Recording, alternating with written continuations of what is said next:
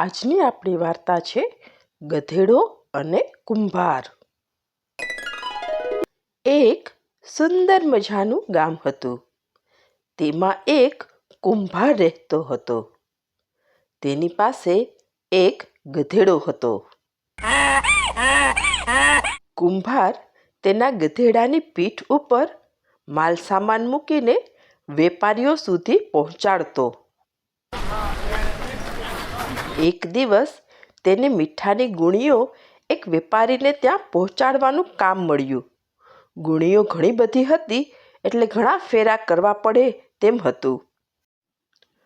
કુંભારે તો ગધેડાની પીઠ ઉપર મીઠાની ગુણીઓ મૂકીને વેપારીને ત્યાં દેવા ચાલ્યો.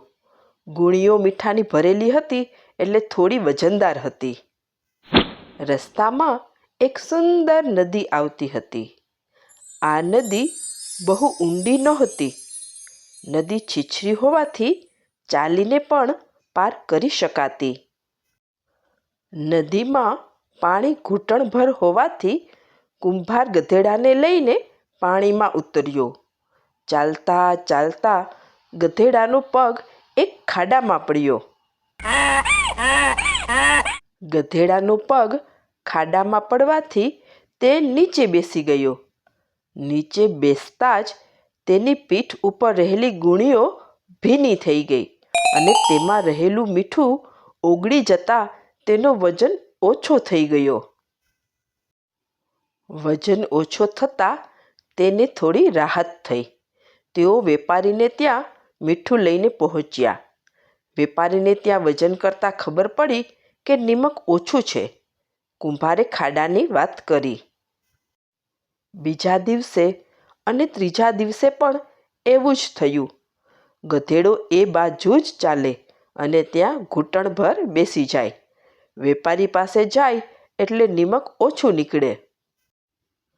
વારે વારે એવું થતાં કુંભારને સમજાઈ ગયું કે ગધેડો જાણી જોઈને ખાડામાં બેસી જાય છે, જેથી મીઠું ઓગળી જાય ને તેને વજન ઉપાડવું ના પડે.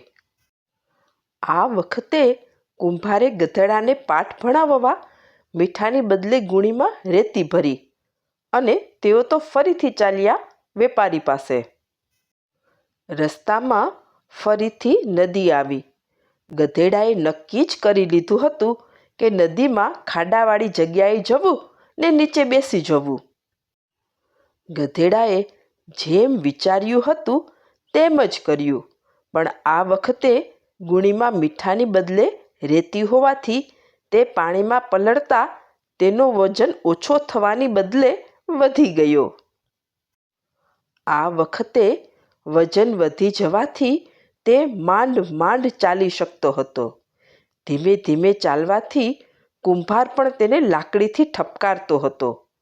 ઘરે પહોંચતા પહોંચતા તો તે અધમુવો થઈ ગયો. ગધેડાને પોતાની ચાલાકી ભારે પડી ગઈ.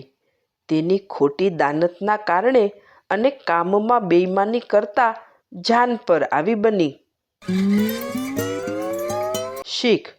તો આ વાર્તા ઉપરથી આપણને શીખવા મળે છે કે કોઈ પણ કામમાં અપ્રમાણિકતા કરવી એ હાનિકારક છે.